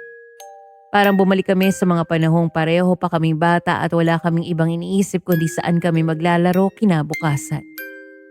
Doon ko lang napansin na nanginginig na pala ang aking mga kamay. Sa dami ng narinig ko tungkol kay Jaco, sa mga aswang, at sa kakaibang amoy na paulit-ulit na binabanggit ng mga tao. Pakiramdam ko noon ay unti-unti nang nalulunod ang isip ko sa mga tanong na wala akong makuhang sagot. Pero dahil sa yakap ni Ana kahit papaano ay gumaan ang aking pakiramdam, napapikit na lang ako at pilit na pinapakalma ang aking sarili. Pagkaraan ng ilang sandali, unti-unti na rin kami naglakad palayo sa bahay ni Ate Letty. Tahimik lang kami habang naglalakad. Pareho yata kaming may iniisip noon. Paminsan-minsan ay napapatingin ako sa paligid. Karaniwan lang naman ang lahat. May mga batang naglalaro sa gilid ng kalsada. May mga matatandang nagkukwentuhan sa ilalim ng puno. At may ilang taong pauwi mula sa palengke. Pero sa kabila ng normal na tanawing iyon, hindi mawawala sa aking pakiramdam na parang may nakatingin sa amin. Para bang may mga matang tahimik na nakasunod sa bawat galaw namin. Ilang beses akong lumingon, pero wala naman akong nakitang kakaiba. Hanggang sa marating namin ang isang bahagi ng daan na halos wala ng tao. Doon, Miss Ligaya, may bagay na agad nakakuha ng aking pansin.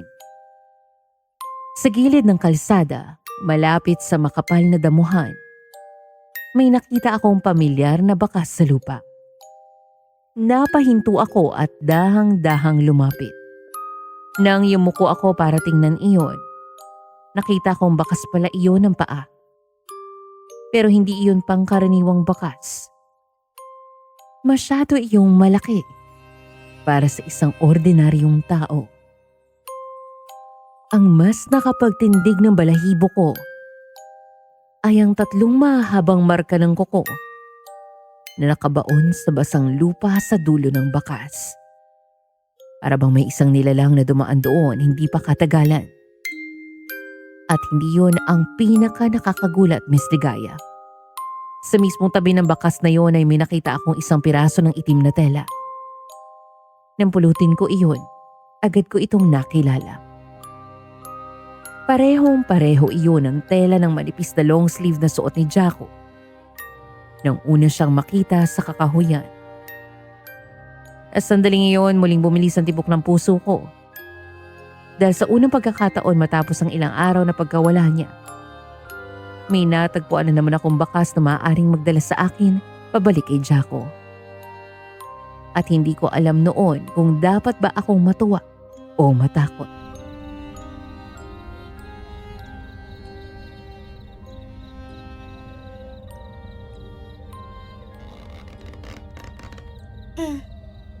Heto, ang ganda nitong movie na to. Eto na, panonoorin natin. Sige, ikaw nang bahala. Ate Maris, huwag ka na muna mag-isip ha. Kinakabahan kasi ako, Ana. Hindi ko alam kung bakit. Ay, alam mo, dito muna ako. Mag-overnight ako dito sa inyo, okay ba yon? Hindi ka kaya pagalitan ng papa mo? Akong bahala, basta hindi kita iiwan ngayon. Ana, Seryoso ako.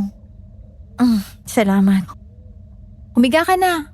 Kaya matulog na lang kaya tayo. Hindi pa ako inaantok. Gusto mo kwentuhan kita? Tungkol naman saan? Basta, halika, bilis. Alam ko na yan. Pa ako ano namang gawa-gawa mong alamat ha? Di kaya, promise, maganda to. Okay, sige.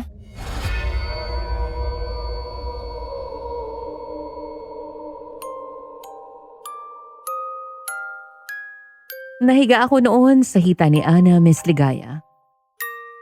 Siya naman ay agad na nagsimulang magkwento ng isang alamat na ilang beses na yata niyang naikwento sa akin. Bukas ang bintana noon at mula sa kinahihigaan ko ay tanaw ko ang malawak na kalangitan na puno ng mga bituin. Tahimik lang ako nakatingin sa labas habang hinahayaan ang kalmadong presensya ni Ana na unti-unting magpagaan sa aking loob at maglayo sa lahat ng gumugulo sa aking isipan. Dahil doon, halos hindi ko na nga narinig ang mga sinasabi niya. Mas nakinig ako sa mahinang ihip ng hangin na tagpaubaya sa payapang sandaling iyon. Hanggang sa namalayan ko na lang, natapos na pala siyang magkwento at nakatingin na sa akin. Naghihintay siguro ng reaksyon na hindi ko naibigay.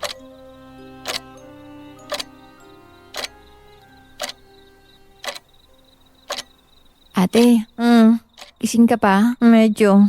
Kala ko naman nakatulog ka na sa kwento ko. Ano ba yan? Hindi ako makatulog, Ana. Ana, Oh, sa tingin mo ba baliw na ako? syempre hindi. Bakit mo naman natanong yan? Hindi ko alam, naisip ko lang. Ate Maris, Hmm. bumangon ka. Bakit? Ang sarap ng higa ko dito. Bumangon ka, bilis. Tingnan mo. May tao sa labas. Ha? Si may kakawian, may lalaki nakatayo. Jaco? Ano? Siya si Jaco? Oo. Diyos ko, ang gwapo niya pala. Sayang naman. Ano sayang ka dyan? Sayang naman kung aswang siya. Ang gwapo, oh. Naririnig mo bang sarili mo? Ito naman. Anong ginagawa niya ba kasi dito? Hala, kumakaway siya sa'yo, oh. Gabi na. Isarado na lang natin ang bintana. Seryoso ka? Oo. Akala ko ba sinabi mong umuwiwas na ako sa kanya? Ay, oo nga. Eto na, isasara na nga, eh. Ate, ano yun? Kainis. Naku, binabato niya ba yung bintana? Hayaan mo siya. Hindi naman masisira yung bintana. Kapis yan. Hayaan mo siya dyan. Ate, parang decidido talaga siyang kausapin ka, eh. Hayaan mo siya. Eh paano kung bigla siyang pumasok dito? Tingnan na lang natin kung ano magagawa sa kanya ni Kuya. Mukhang wala na. Maris! Maris! Buksan mo ang pinto! Kuya Allen? Sandali, pagbubuksan ko lang. Maris, Kuya, bakit? may nangyari. Ha? Ano? Wala na si Ate Leti. Ano? Dumaan ako sa kanila kanina. Wala na siya, sabi ni Mang Benok. Pero kausap lang namin siya kanina. Pagkaalis niyo daw, bigla na lang nangisay si Ate Leti at tuluyan ang binawian ng buhay. Diyos ko. At may nakakita raw sa isang lalaking nakaitim sa labas ng bahay ni Ate Leti. Ilang gabi na raw itong parang nagbabantay doon eh. Jaco?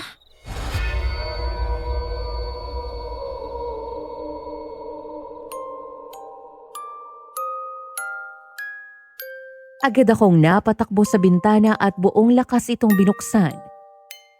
Sinalubong ako ng malamig na hangin at malalakas na huni ng kuliglig habang pilit kong inaaninag ang dilim sa labas pero wala na roon si Jaco. Kahit anino o bakas man lang. Tanging mga punong sumasayaw sa ihip ng hangin at ang bakanting bakuran ang sumalubong sa akin. Lumabas ako sa veranda na parang hinila ng matinding kaba. Lumingon ako sa kakahuyan kung saan ko siya nakita noon. At doon ko napansin ang bahagyang bakas sa lupa. Parang may tumayo roon ng matagal bago dahang-dahang umalis. Mabagal at sinadya. Habang pinagmamasdan ko iyon, biglang bumigat ang hangin sa aking likuran. Kasabay ng mahinang pagkrik ng sahig sa aking likod. Kinabukasan na magsimula ang burol, agad kaming pumunta ni Ana matapos namin benta ng ube sa palengke. Pagdating ko roon, sobrang bigat ng aking pakiramdam. Hindi naman kami ganoon kalapit kay Ate Leti pero para bang dinurog pa rin ang puso ko habang naroon ako. Imbis na tumulong sa pag-aasikaso ng mga bisita, nakatayo lang ako sa gilid ng bahay. Nakasandal habang si Ana ay patuloy na nagsasalita sa aking tabi. Pero halos hindi ko na rin siya marinig. Hindi nagtagal ay napagod ako sa aking pagkakatayo kaya akmang hahanap ako ng bangko. Dahan-dahan akong lumingon at sa malayo, papunta sa may likod ng bahay, nakita ko si Mang Benok. Tumingin din siya sa akin noon at hindi ko alam kung bakit pero parang may gusto siyang sabihin. Nang tumalikod siya at pumunta sa likod ng bahay, iniwan ko si Ana. Kahit sinusubukan pa niya akong pigilan o tanungin. Hindi na ako lumingon. Nakita ko siya nakatayo malapit sa gilid ng mga puno at parang may kausap. At hindi siya nag-isa.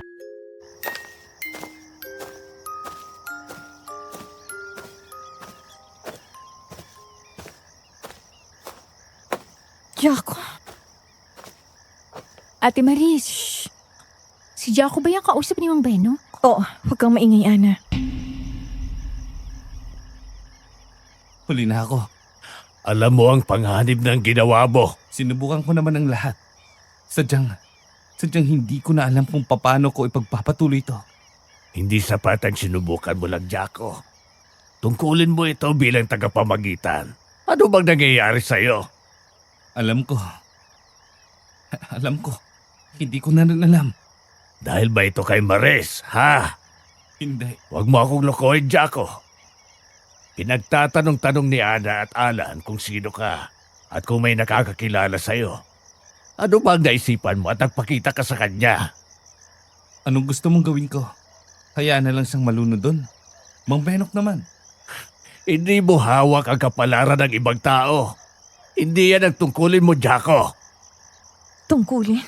Anong sinasabi ni Mang Beno? Hindi ko alam. Pero mukhang matagal na silang magkakilala. Maris! Maris, nasan ka na ba?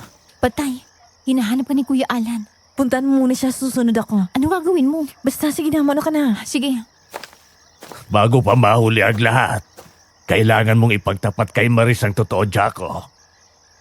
Para saan pa? Ako rin naman ang iniisip niyang may kagagawa ng lahat ng to, di ba? Mas mabuti na yon dahil mas masasaktan lang siya kapag nalaman niya ang totoo. Jaco, iniligtas mo siya sa ilog, hindi ba? Akala mo doon na matatapos ang lahat. Hanggang ngayon, delikado pa rin ang buhay niya. Hindi siya titigilan ng mga aswang na yon. Nilayo ko na siya sa kakahuyan. Ligtas na siya. Ano bang sinasabi mo, Mang Beno? Naamoy ko ang amoy ng isang aswang sa kanya, Jaco. Hindi pa rin siya ligtas. Binabantayan niya ang bawat galaw ni Maris. Niloko mo sila. Sinira mo ang kasunduan. Alam ko, pero hindi siya nararapat na maging alay. Alam mong hindi tayo ang dapat pumili. Wala kang ibang trabaho kundi ang pamagitan sa dalawang klase ng nilalang, Jaco. At traidor ang pagpanig mo sa isa. Ano bang sinasabi ninyo? Maris, Anong ibig niyong sabihin na alay ako? Maris, magpapaliwanag ako. Dapat lang. Gulong-gulo na ako, Jaco. Ano ba talagang nangyayari? Maris, makinig ka. Hindi ako ang pumatay kay Ate Letty. Hindi ako ang asuhang. Eh ano ka?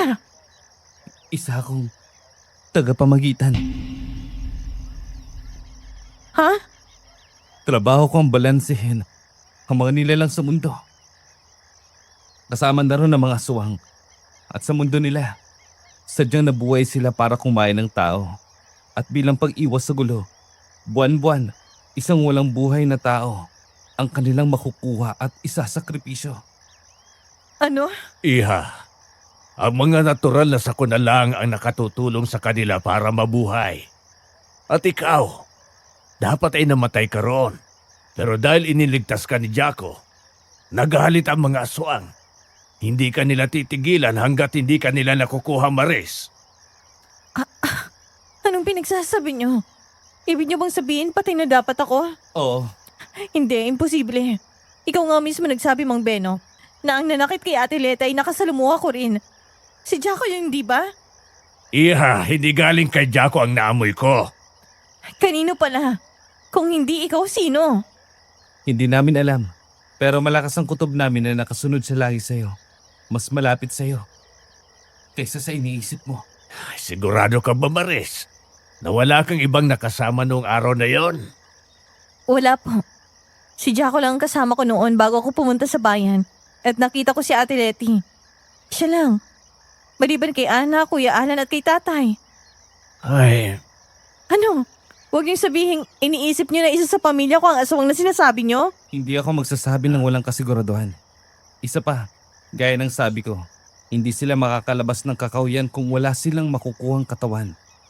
At hindi natin alam kung sino yon. Kaya wala pa rin kasiguraduhan sa lahat. Maliban na lang kung Kung ano? may namatay sa kanila nang hindi mo namamalayan. Anong sinasabi niyo? Maris, sigurado ka bang nakaligtas si Ana sa nangyari sa ilog? Baliw ka ba? Buhay ang kaibigan ko. Ikaw nga mismo nagsabi na nakaligtas siya, di ba? Alam ko, pero hindi ko siya tuluyang nakitang nakaligtas. Marami pa rin pwede nangyari nung nakalayo tayo sa kanya. Hindi totoo yan. Nababaliw ko na. Ikaw ang may kagagawa nito eh. Alam ko. Gusto mo lang ibayin ang tingin ko sa'yo. Kinasusuklaman na kita ngayon. Maris, hayaan mo na muna siya, Jaco.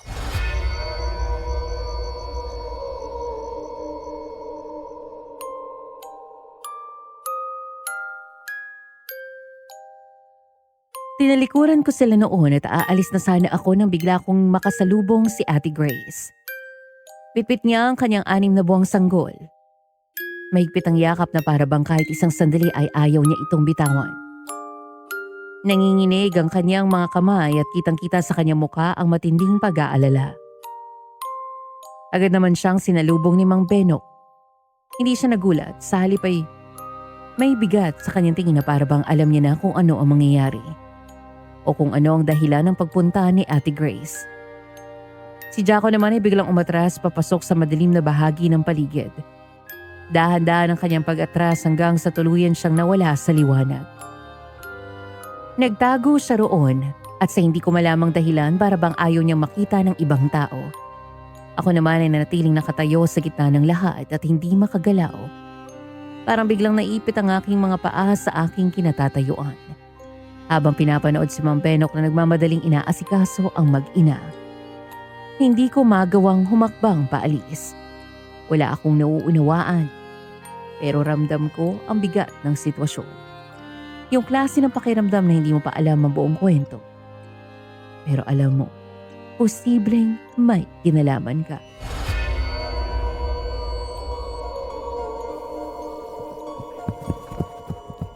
Mang Benok, Oh, Grace, ano nangyari? tulungan niyo po ako. Ha? Ay, anong nangyari? Yung anak ko po, nagkukumbulsyon ang anak ko, Diyos ko. Ay, akin ang bata. Hindi po bumababang init ng katawan niya mula pa nung isang araw. Nadala ko na po siya sa doktor pero wala pa rin. Mang Benok, tulungan niyo po ako. Eh, dito. Sumunod kayo sa kubo ko. Malapit lang dito. Oh, dito. Pasok kayo sa loob. Bilis. Salamat po.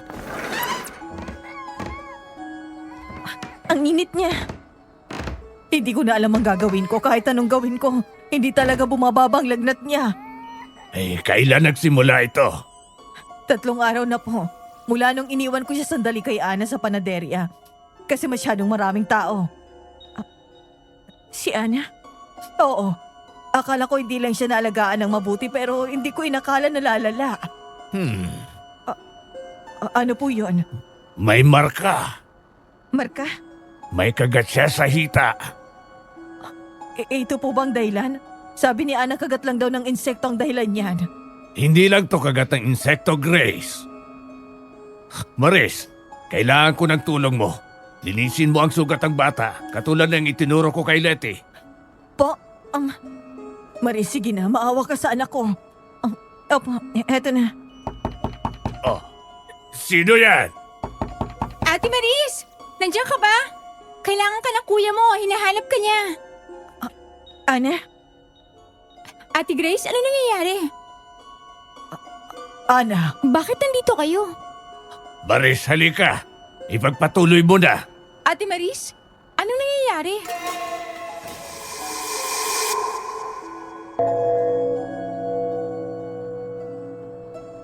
Habang nililinis ko ang sugat ng bata, pinilit kong huwag tumingin kay Ana, Miss Ligaya.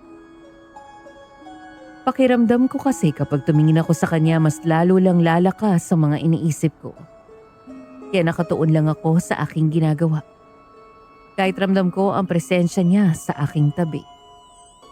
Nang matapos ako, lumapit si Mang Benok na may dalang palayok na may dinurog na halamang gamot. Siya na ang naglagay noon sa sugat ng sanggol. Habang may binubulong siya na hindi ko maintindihan sa una. Pagkatapos ay umatras ako ng kaunti para mabigyan sila ng espasyo. Nang lumapit ako kay Ana, hindi ko talaga siya magawang tingnan, Miss Ligaya.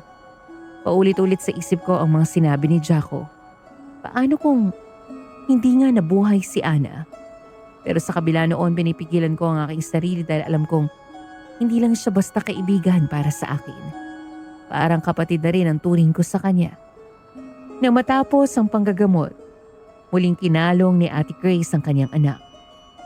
Ako naman ay natiling nakatayo sa isang tabi. Nakatitig pa rin kay Ana habang hindi ko maalis sa aking isip ang gumugulo sa akin.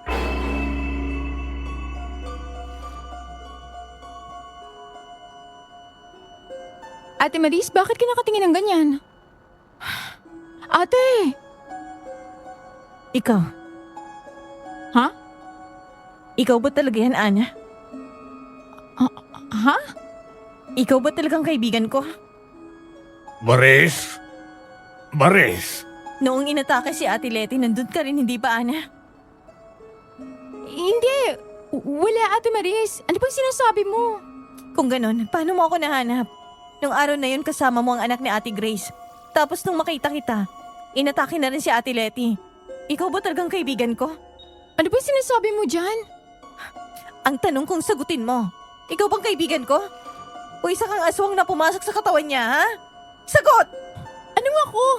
Ate Maris, hindi ba't si Jaco masama dito? Eh bakit ako sinisisi mo? Ana, ikaw! Sa'yo galing ang amoy ng aswang na nakuha nila. Hayop ka! Nasaan ang kaibigan ko? Tama na. Ikaw ang nasa kakahuyan nun. Hindi. Ikaw ang amoy na sinasabi nila. Hindi ko alam ang sinasabi mo. Maris? Anong gulo to? Tumahimik lahat. Ay, Diyos ko, ang anak ko. Ano bang nangyayari sa inyo? Natatakot na sa inyo ang bata. Hindi. Ibalik niyo si Ana. Anong ginawa niyo sa kanya? Hindi siyang kaibigan ko. Alan, Edong, ilayo niyo muna si Maris dito. Hindi, bitiwan niyo ako. Ana! Maris, tingnan mo ako. Ako to, Maris. Bakit pa ba ako pinag-iisipan ng ganyan? Dahil mula nang maaksidente tayo, Ni minsan hindi mo ako nakalimutang tawaging ate.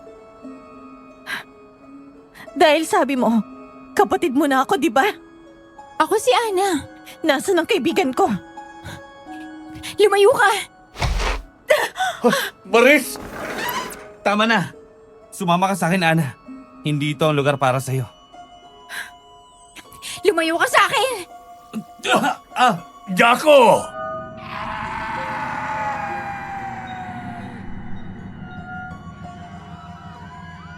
Nagkagulo ang lahat. Si Ana ang unang sumugod. Puno ng emosyon na hindi ko na rin maipaliwanag kung saan ang gagaling.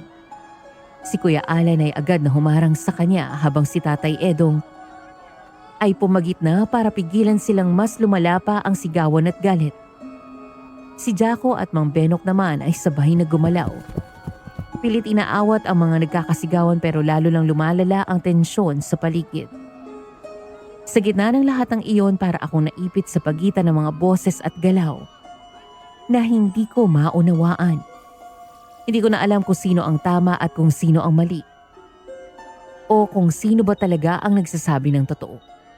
Hanggang sa pakiramdam ko unti-unting nahati ang mundo ko sa dalawang panig. At ako'y nanatiling nakatayo sa gitna. Hindi alam kung saan lulugar.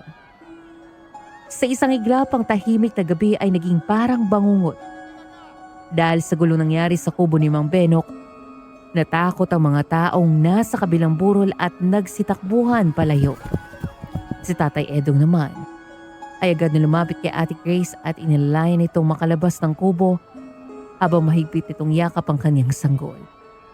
Sa loob lamang ng ilang sandali, naririnig ko na lang ngayang sigawan, yabag ng mga taong nagtatakbuhan at ang mga boses na sabay-sabay na nagsasalita. Nakatayo lang ako noon sa gitna ng lahat. Hindi makagalaw at hindi malaman kung ano ang dapat kong gawin.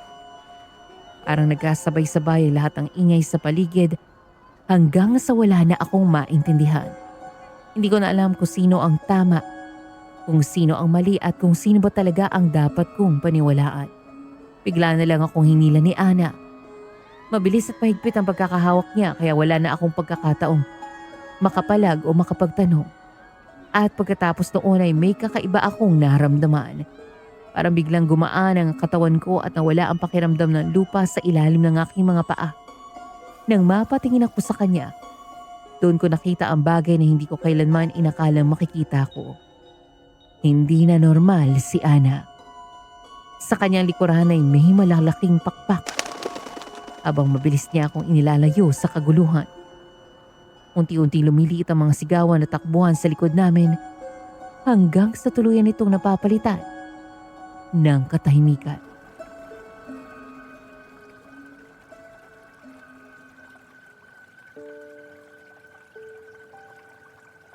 Ana, Maris, bakit mo ko dinala dito? Ana, sagutin mo ako. aswang ako. Ano nangyari sa'yo? Paano? Nung nahulog tayo sa tulay, hindi ako nakaligtas, Maris. Akala ko makakaligtas na ako pero isang malakas na alon ang humampas ulit sa akin at tinangay ako ng tubig. Sumabit ako sa nakatumbang puno sa ilalim ng ilog at hindi na ako nakalis pa. Ana, hindi. Pero may kumuha sa akin. Isang aswang. Maris, binuhay niya ako. Bakit ka pumayag? Kasi ayaw kong mamatay. Dahil gusto pa kita makasama. Gusto kong malaman kung ayos ka. Hindi ba nangako tayo na hindi tayo mag-iiwanan? Hindi ko gustong masirang pangako ko, Maris. Ano naman? Sinubukan ko. Sinubukan ko namang maging normal eh. Pero lumalabas pa rin sa akin eh. At habang tumatagal, unti-unti na niya ako nasasakop. Nakakalimutan ko na yung maraming bagay. Hindi ko sinasadya. Maris, hindi ko gustong manakit. Pero kung hindi ko papatirin ang uhaw na nararamdaman ko, babawiin nilang buhay ko.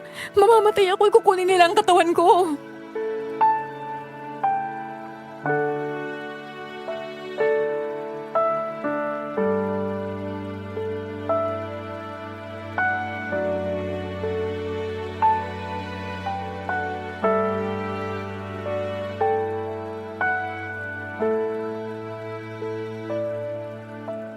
Ana, ayoko nasasaktan ka.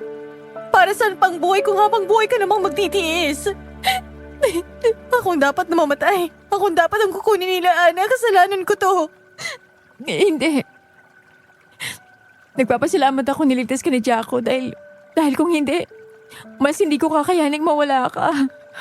Hindi ko kaya na mawala ka, Ana. Pero ayoko ring nagtitiis ka ng ganyan dahil sa akin. Iniligtas ako ni Jaco, kaya galit sila sa kanya.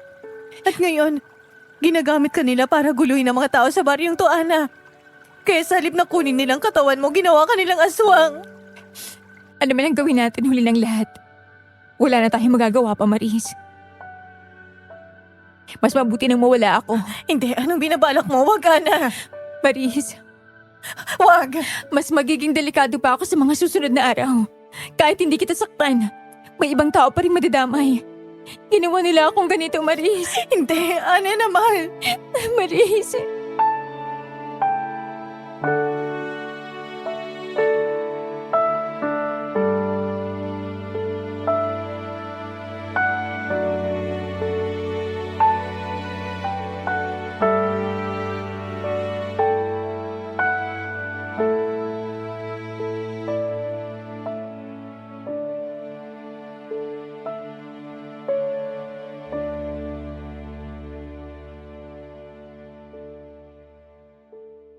Biglang lumuhod si Ana sa aking harapan at sa unang pagkakataon ay nakita ko kung gaano kabigat ang kanyang dinadala. Nanginginig ang kanyang mga balikat habang patuloy na umaagos ang mga luha sa kanyang mga mata. Para bang pagod na siyang lumaban. Agad akong lumapit sa kanya at hinawakan ang kanyang balikat. Pilit siyang pinapatingin sa akin.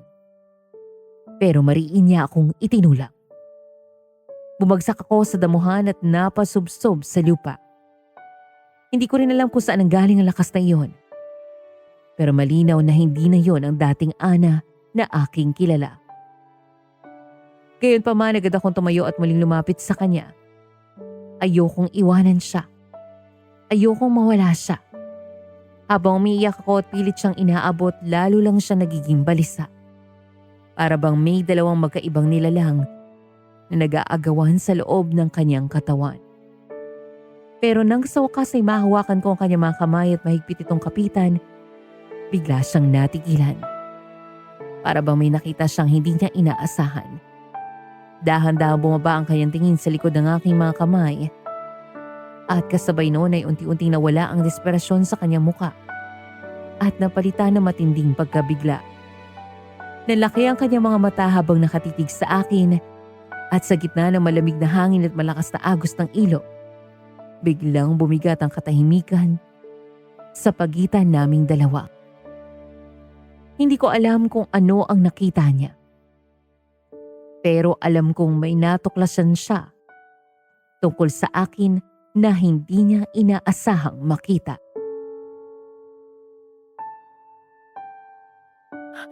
Ana, please tumingin ka sa akin. Wag mong gawin to. Maris, nakita mo na kung anong kaya kong gawin. Hayaan mo na Wala ako. akong pakialam. Hindi ka pwedeng mawala. Huli na. Hindi ako makakapayag. Hindi pa uli, Ana. Lumaban ka pa.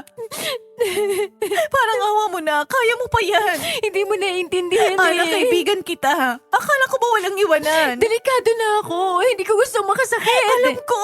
Lalo na kung ikaw ay mapapahamak ng dahil sa akin. Hindi mangyayari yan. At kung ano man ang mangyari, gagawa tayo ng paraan, Ana.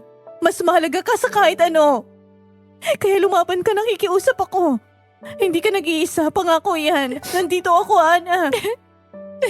Hindi kita pababayaan. Kahit ano man ang mangyari, magkasama nating haharapin to. At kung kailangan kong labanan ng buong mundo, para sa'yo gagawin ko. Kaya huwag kang susuko, lumaban ka pa. Hindi ko alam kung hanggang kailan ko kakayanin. Hanggat kaya, masasamahan kita. At pasensya na. Pero sasabihin ko na ngayon pa lang na araw-araw kitang paaalalahan ng lumaban. Dahil kapag hindi mo na kaya, hihilahin kita pabalik, paulit-ulit. Maris, Hanggang sa maalala mo kung sino ka. ate. Yan, tinawag mo na ulit akong ate. Huwag kang bibitaw, ate, ha? Hindi. Pangako. Basta ipangako mong lalaban ka rin, Ana. Susubukan ko.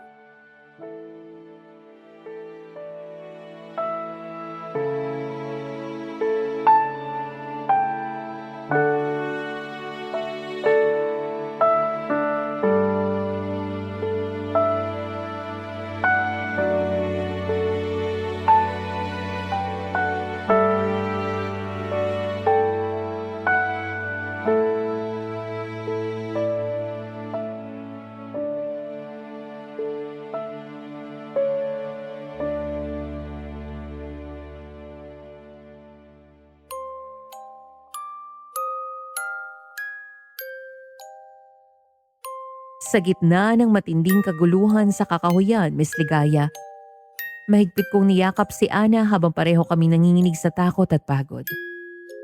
Akala ko noon ay matatapos na rin ang lahat. Pero hindi pa man kami nakakalayo ay biglang nanginig ang lupa. Isa-isa na lamang lumitaw mula sa dilim ang mga aswang. Para bang kanina pa nila kami sinusundan at hinihintay ang tamang pagkakataon para umatake. Muling sumabog ang sigawan at kaguluhan sa paligid habang mabilis silang lumalapit sa amin. Dahil doon ay ginamit ni Ana ang natitira niyang lakas at agad niya akong inilipad palayo. Ramdam ko noon ang hangin na humahampas sa amin habang pilit naming iniwan ang panganib sa ibaba. Pero sa kalagitnaan ng paglipad, isang aswang ang biglang sumulpot mula sa dilim at hinablot ang isa niyang pakpak. Narinig ko ang nakakakilabot na tunog ng pagkakapunit nito kasabay ng sigaw ni Ana. Nawalan kami ng balanse at mabilis na bumagsak pababa. Sa mga sandaling iyon, Miss Ligaya, sigurado na akong katapusan na naming dalawa. Pero bago pa tuluyang lumala ang sitwasyon, biglang dumating si Mang Benok, Jaco at Kuya Alan. Walang pag-aalinlangan silang sumugod sa gitna ng laban. Si Kuya Alan ay may hawak na itak at buong tapang na humarap sa mga aswang. Si Jaco naman ay mabilis na kumikilos sa paligid, gamit ang kanyang punyal upang isa-isang sugatan ang mga kalaban. Samantala, si Mang Benok ay nagwiwisik ng binasbasang asin at tubig habang may mga dasal na binubulong. Sa bawat tama nito ay napapaatras sa mga aswang na parabang nasusunog. Dahil sa kanilang pagdating, nagkaroon kami ng pagkakataong makalayo sa gitna ng kaguluhan. Sugatan, pagod at halos mawalan na ng lakas, pero kahit papaano ay nakatakas pa rin kaming buhay. Lumipas ang ilang linggo, Miss Ligaya, pero kahit nakaligtas kami sa matinding kaguluhan o gabing iyon, hindi na tuluyang bumalik sa dati ang buhay namin. Lalo na si Ana. Karamihan ng oras ay nakahiga na lang siya sa kanyang kama dahil sa sobrang panghihina. May mga araw na halos hindi na siya makatayo kaya napilitan na rin siya gumamit ng wheelchair. Hanggang noon ay hindi pa rin namin alam kung paano ipapaliwanag sa kanyang ama ang totoong nangyari sa kanya. Sa totoo lang, kami mismo ay hirap pa rin unawain at tagampin ang lahat ng nangyari. Pero sa kabila ng kalagayan niya, hindi ko siya iniwan. Gaya ng ipinangako ko noon, araw-araw ko siyang binibisita, inaalagaan at sinasamahan. Patuloy din kami naghahanap ng paraan para gumaling siya. Kahit nakita kong paunti-unti siya nangangayayat at mas humihina habang lumilipas sa mga araw, maraming beses ko ring sinubukang kumbinsihin si Ana na pumayag na tulungan ko siya. Madalas ko siyang kinukumbinsi na kumuha ng dugo mula sa akin. Kung yun ang makakatulong para lumakas siya. Hindi ko kasi kayang makita siyang nahihirapan habang wala akong magawa. Pero sa bawat pagkakataon, pareho rin ang sagot niya. Mas gugustuhin na raw niyang manatiling mahina kaysa gumaling sa paraang maaaring magpabago sa kanya. Natatakot siyang baka tuluyan siyang mawalan ng kontrol sa sarili at makasakit ng ibang tao. Kaya habang lumilipas sa mga panahon, pareho kaming nahihirapan. Ako na desperadong mailigtas siya at si Ana na handang tiisin ang sariling paghihirap para lang masigurong walang ibang masasaktan.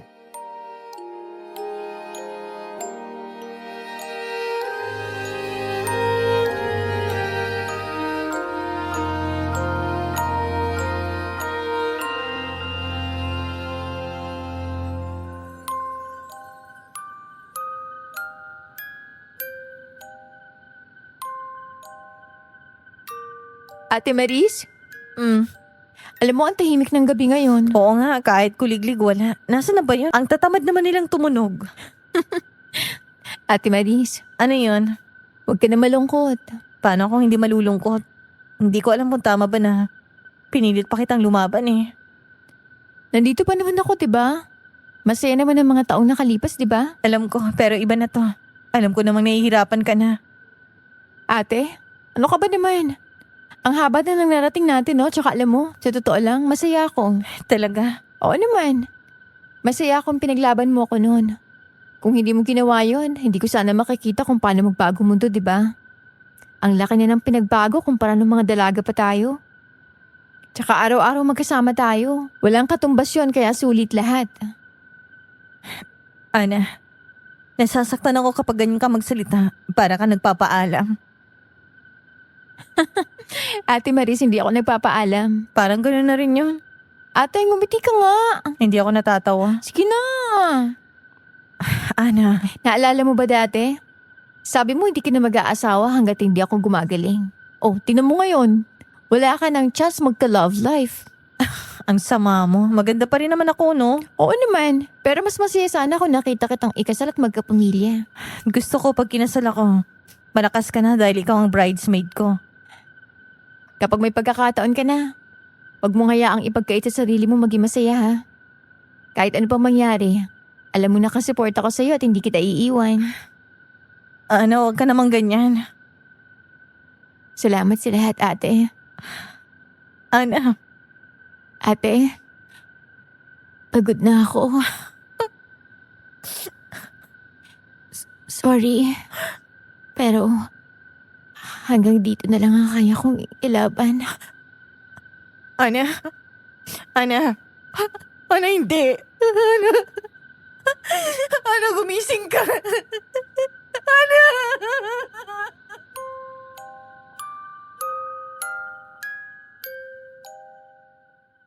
Matapos ang gabing iyon, Miss Ligaya, hindi ko na alam kung paano ko pahaharapin ang katahimikan ng mundo. Ang lahat ng sigawan, takbuhan at pag-iyak ay biglang napalitan ng katahimikan na mas masakit pa sa kahit anong ingay. Wala na si Ana. Hindi ko man lang siya natulungan hanggang sa huli. At ang mga huling salita niya ay nanatiling nakaukit sa isipan ko na parang sugat na hindi na kailanman gagaling. Lumipas ang mga araw. At ngayon ay 40 araw na mula nang mawala siya. Kaya ako ito ibinahagi sa inyo, Miss Ligaya. Para sa mga makakabasa o makakarinig ng kwentong ito ay makilala nila ang mabuti at mapagmahal kong kaibigan. Siya ang kapatid na hindi ko man kadugo. Pero mananatiling kapatid ko hanggang sa pareho kaming bawiin na may kapal. At ngayon habang isinusulat ko ang lahat ng ito para sa Aswang Confession, alam kong hindi siya tuluyang nawala. Nanatili siya sa bawat alaala, sa bawat salitang naiwan ko sa mga bawat pahina.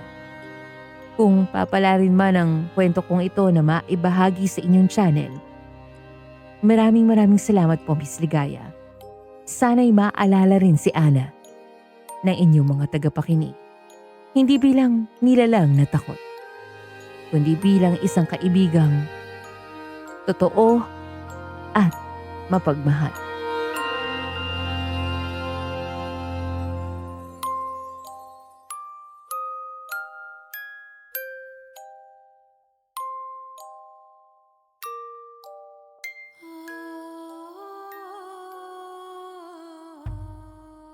Sa pagtatapos ng ating kwento ngayong araw, nais kong magpasalamat kay Maris sa pagbabahagi ng kanyang karanasan kasama sina Ana, Jaco, Mang Benok, Kuya Alan at Tatay Edong na naging bahagi ng kanilang madilim pero makabuluhang kwento. Mula sa kwentong ito, natutunan natin na hindi lahat ng nakikita natin ay buong katotohanan at hindi lahat ng nakakatakot ay agad nating nauunawaan. Minsan, ang pinakamabigat na laban ay hindi laban sa mga halimaw sa dilim, kundi minsan ay laban sa takot, pagdududa at sakit na unti-unting kumakain sa ating loob. Ipinakita rin ng kanyang kwento na ang kahalagahan ng pagkakaibigan ay tiwala, sakripisyo at pagmamahal na kahit sa gitna ng trahedya at kaguluhan ay may mga taong handang lumaban at matiis tabi natin hanggang sa dulo. Kung nagustuhan niyo ang ating kwento ngayong araw, abangan niyo pa ang marami pang kwento na puno ng misteryo, kababalaghan, iwaga at aral ng buhay na siguradong kapupulutan niyo ng damdamin at pagninila.